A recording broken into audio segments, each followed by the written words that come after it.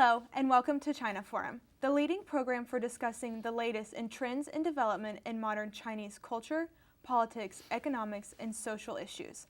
My name is Madeline Federley, and I will be your moderator for our program today. Today on China Forum, we will be discussing recent developments in China's economy, looking specifically at the third plenum's proposed economic reforms and China's slowing growth. We are happy to welcome today's expert, Dr. Yukon Huang. Dr. Huang is a senior associate in the Carnegie Endowment for International Peace Asia program, where his research focuses on China's economic development and its impact on Asia and the global economy. Previously, he has served as the World Bank's country director for China, Russia, and the former Soviet Union republics of Central Asia. Prior to that, he served as a lead economist for Asia and chief for country assistance strategies. He has also held positions at the U.S. Treasury and various universities in the United States, Tanzania, and Malaysia. Dr. Huang has published widely on development issues, recently co-editing the book East Asia Visions. He recently completed a volume entitled Reshaping Economic Geography in East Asia. Dr. Huang, thank you for being here today. Pleasure. Almost 3 months have passed since China's third plenum announced significant economic reforms. In your opinion, what is the central theme and the driving force behind these economic changes? And if these reforms are implemented, do you believe they will actually change China's economy? Some people have said that this particular third plenum will be like the third plenum that Deng Xiaoping headed, that it'll change China. It'd be transformational. This basic theme of this third plenum is about governance, the way that China will be managed, how the economy will be structured. And there's basically one principle that came out, and the principle is that the market should be decisive. And this is a big change. It says the government should not be setting prices or allocating resources, but the market will. But a market can only function if you have strong institutions, if you have competition.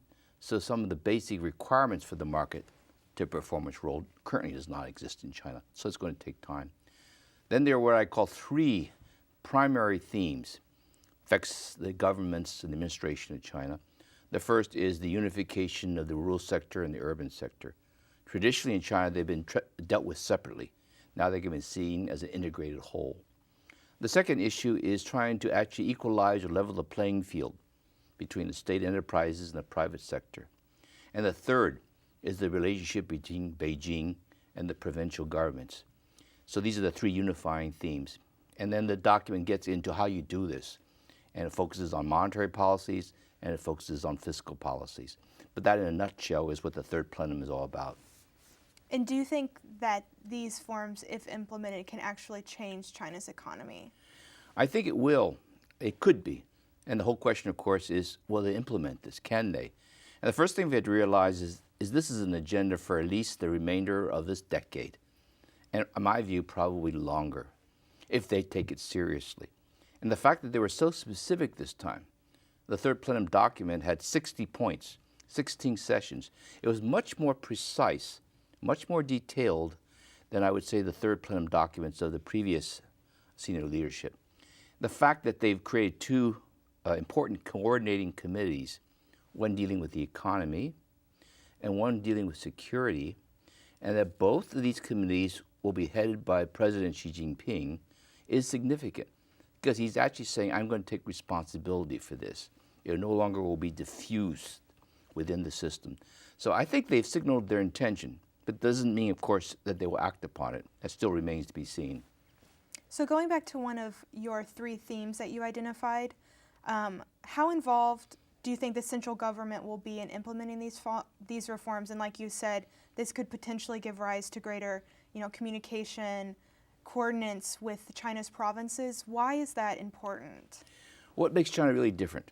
What makes China different is the relationship between what I would call the center, Beijing, and the provinces and the municipalities is completely different from any system we've seen elsewhere. Beijing appoints all the governors, the senior party officials in each of these provinces. And they serve there for 2, 3, 4, 5 years. And they have performance indicators and criteria. And if they do well, they rotate to other parts of the country. And if they do very well over the whole careers, then they hope to be promoted in the system to the Standing Committee of the Communist Party, and they move to be Beijing and they become the presidents, the vice premiers, et cetera, et cetera. In the United States, we would find it extraordinarily odd if the governor of Utah didn't come from Utah. The governor of Utah came from Washington. Well, in China, the governor of the province comes from Beijing. He will not be somebody actually, likely not somebody who was actually born in that province. But they had to perform, and this is a key aspect to it. Now, these appointments, these regional relationships, these officials that come from the center, they basically are given two sets of objectives, one dealing with the economy and one dealing with political stability. And China's done extraordinarily well in terms of the economic objectives, growing fast, changing, reforming, investing. But in the eyes of many people, the political situation, the status in the country hasn't changed very much. And some people see this as a problem. So the third plenum actually talks about changing the nature of the indicators, the objectives, the way Beijing relates to the provinces, and the objectives and goals that they will establish for the officials that they move there. And people are waiting to see what this actually means. But everyone realizes there's got to be some kind of a change. There's a lot of instability in China occurring. There are a lot of what I call incidents of mass protests. This absorbs a lot of people's attentions. This costs a lot of money to deal with. This aggravates tensions, and the government needs to deal with this. So I know one of the greatest challenges, just kind of curtailing off what you said, is the disconnect between what you could maybe consider the eastern seaboard in China, where most of the wealth is, and then the West. And so as we watch this third plenum, these economic reforms unfold, do you see the potential for greater emphasis to be put on economic development in the West, trying to bridge that gap economically between the eastern seaboard and the West? This is a key objective of the government. If you go back 20, 30 years when Deng Xiaoping opened up the economy, essentially what he did was he said, let us concentrate our investment, our resources, our financing, our support along the coast. Let us trade with the outside world. Let's open up the country.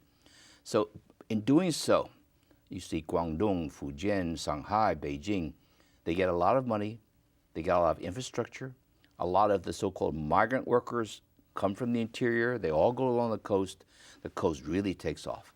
The coast grows like 15% a year for a couple decades. But slowly the interior is also growing and catching up.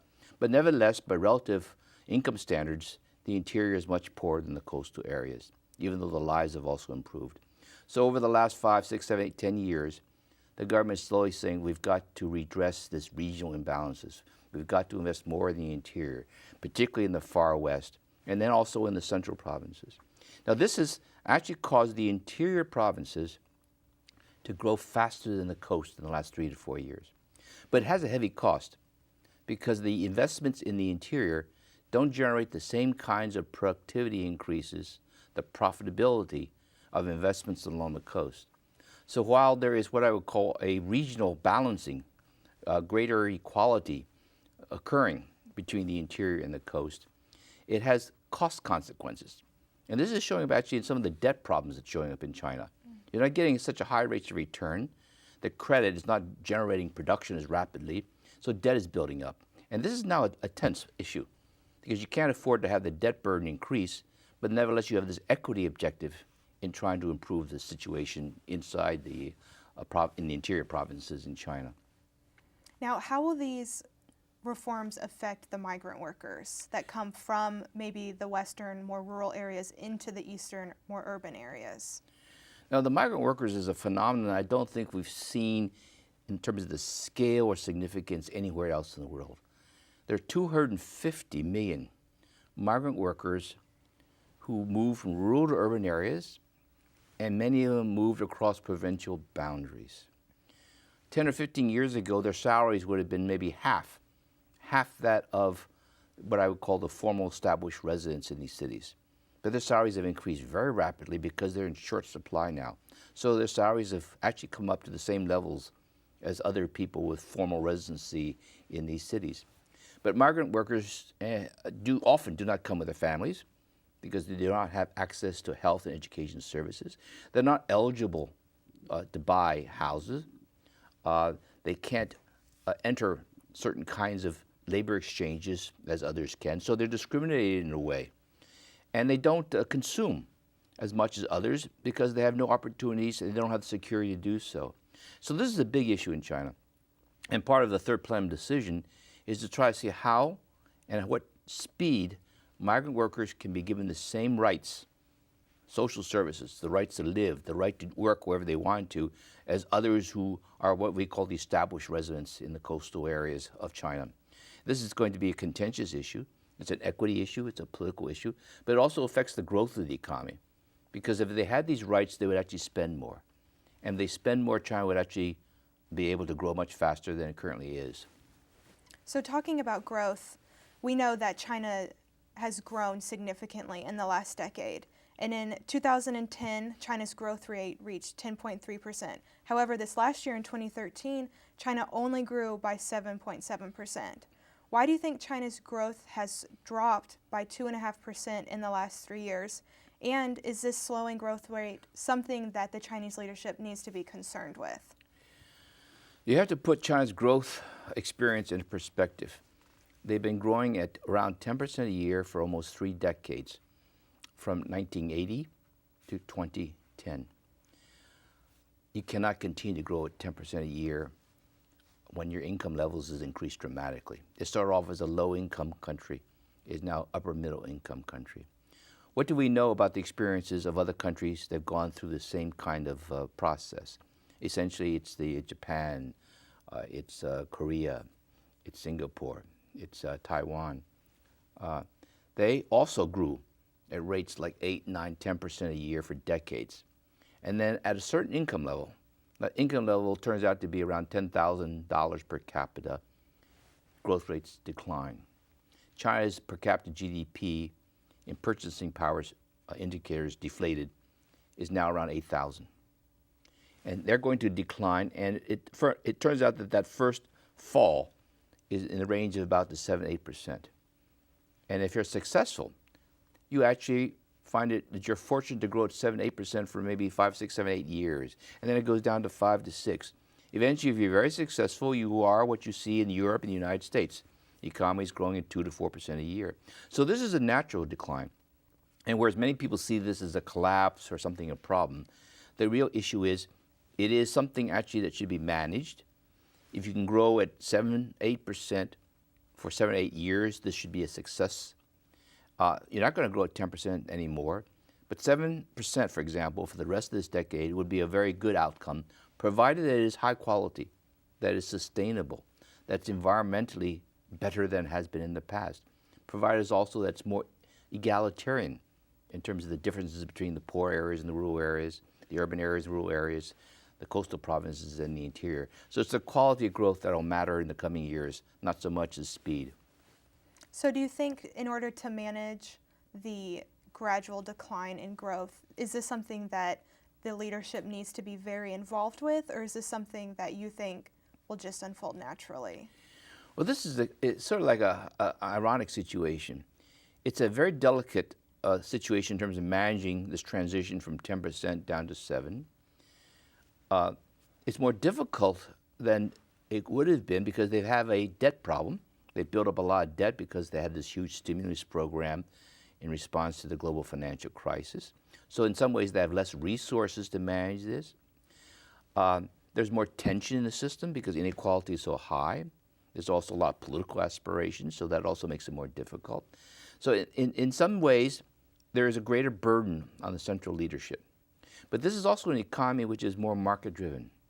Private sector activity actually accounts for most of the activity, most of the employment.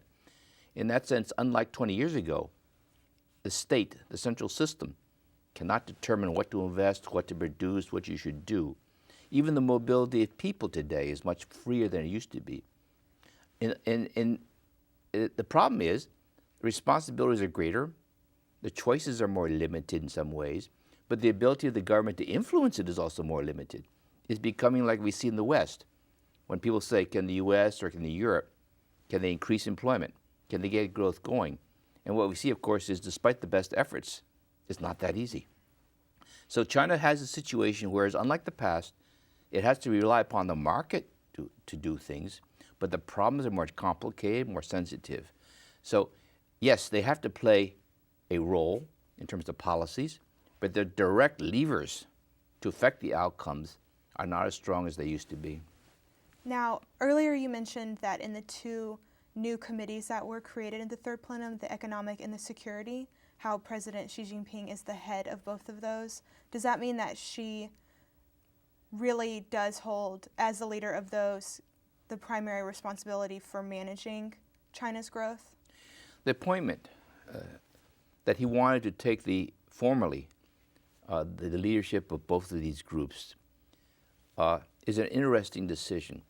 And I think we still don't know whether, in fact, this is a good sign or a bad sign, actually. After all, he's already president of the country.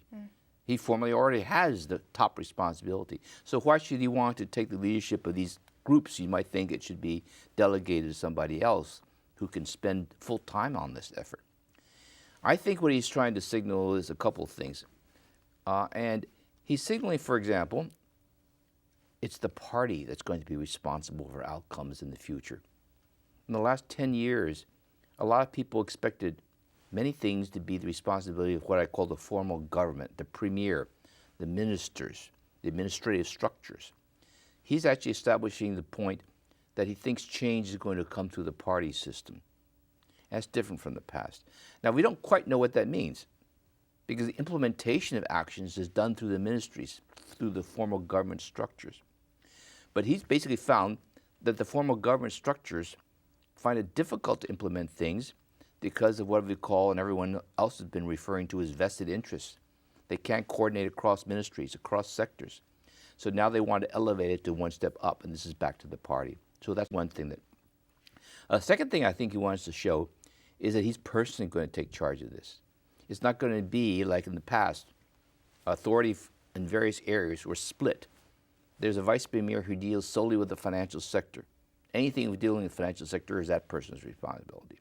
Even security was covered by one vice premier. All security issues, political security, instability issues, he's responsibility. So everything's compartmentalized. What he wants to say basically is we've got to be more coordinated. And the only way that he thinks that can be done is by essentially saying, I'm going to handle this. Now, do you think that this is a risk for Xi Jinping, because so much of his and the party's legitimacy rests in the economic success of China? If the people are, fed, employed, their quality of life is improving, they will be less inclined to rebel and resist the government? I think this is a risk.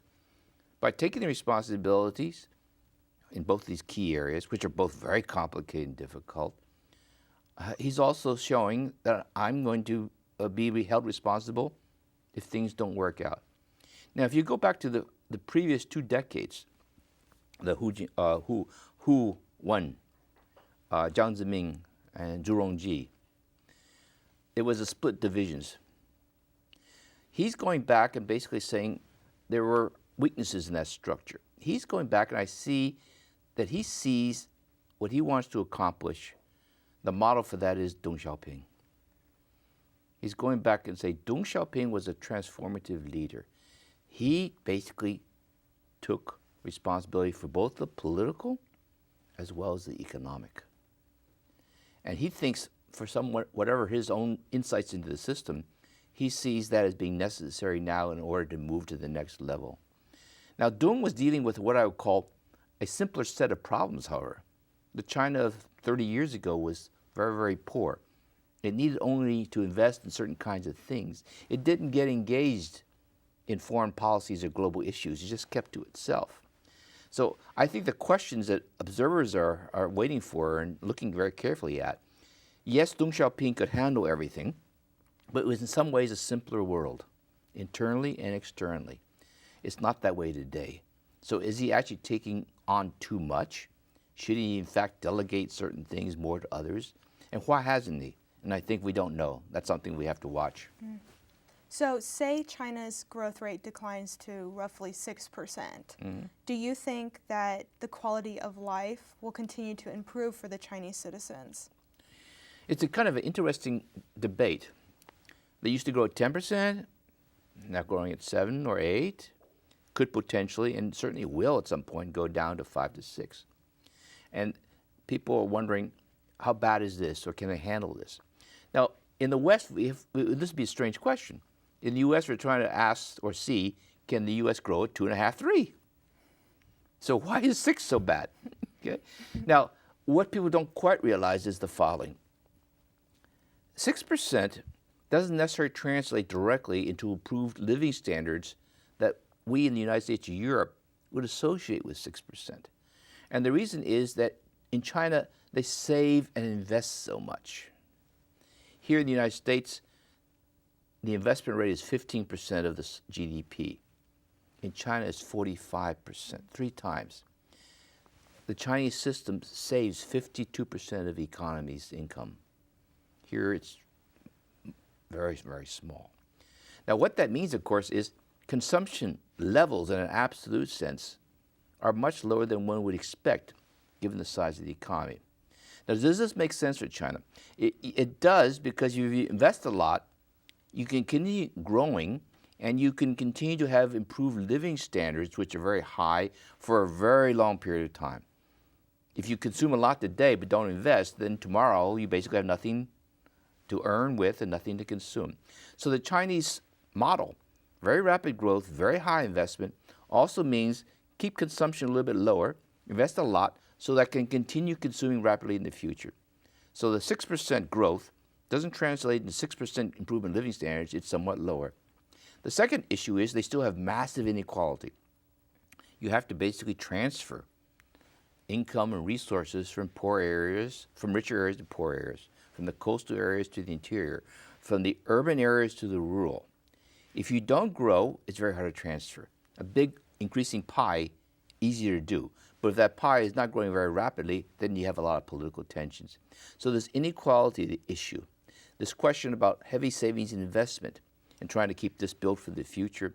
And then you have what I call emerging unemployment problem, which is different. But actually, it's ironic. It is actually similar to what we see in the U.S. It's unemployment of the college graduates. They can't find jobs. The secondary students can. And this is a kind of interesting question because they now say to themselves, in the past, they had to go rapidly because the people from the rural areas, the people from primary schools, secondary schools, who wants a job in the factory, we have to go fast to give them a job. They're actually all fully employed. There's a shortage. The labor supply is shrinking. The problem today is the unemployment rate among college graduates is 3 times that of secondary students. That means you have to grow the service sector. And the service sector in China is very, very small. Now, you cannot grow a service sector without rapid growth, without urbanization.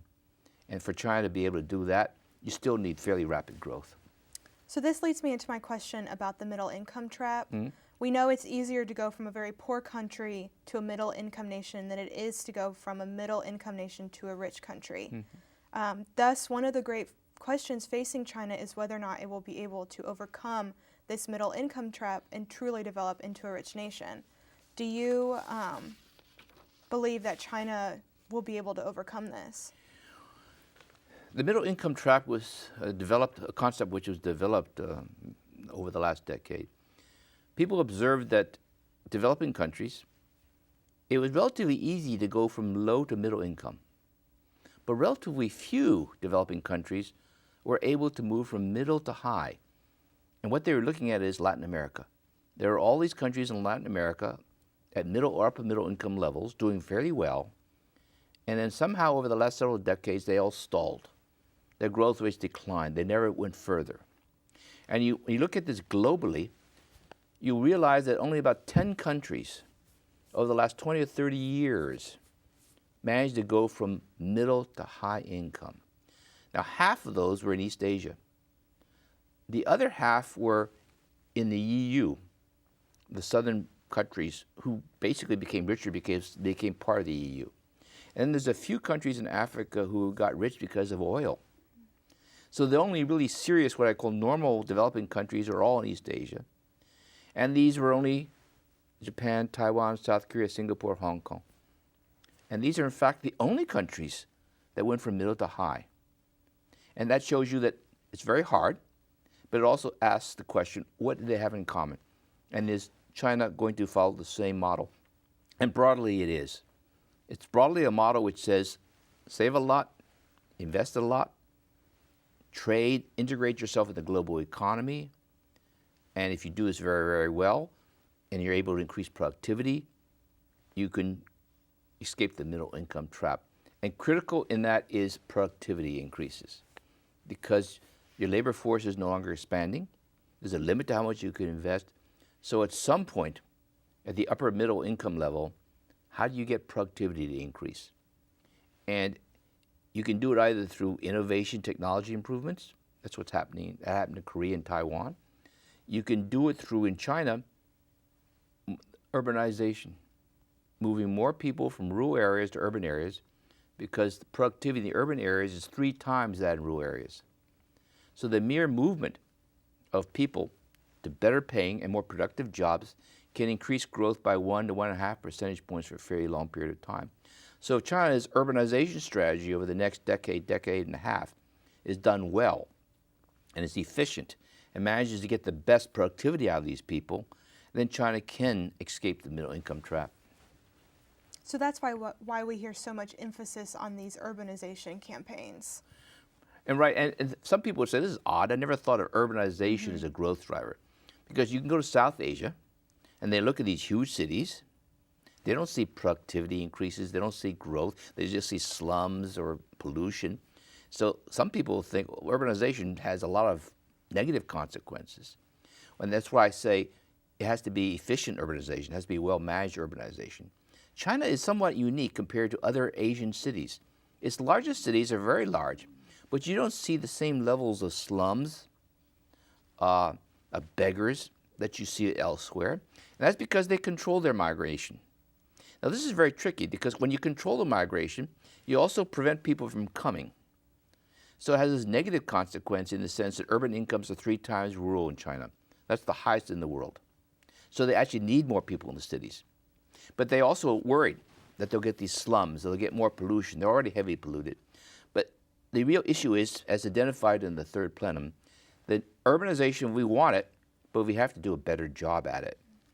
And one of the key issues in China is it should be done in ways where the population is more concentrated, more densely packed. It'd be like New York. New York is very, very densely packed, and people think it has a traffic problem, but the traffic problem may be no worse than Washington's, for example, because they're able to get urban infrastructure in there. Well, thank you. Unfortunately, we are out of time today, but I just wanted to thank you again for joining us and helping us work through this issue of China's economic growth. And thank you to all of you at home who are joining us. We'll see you next week on China Forum.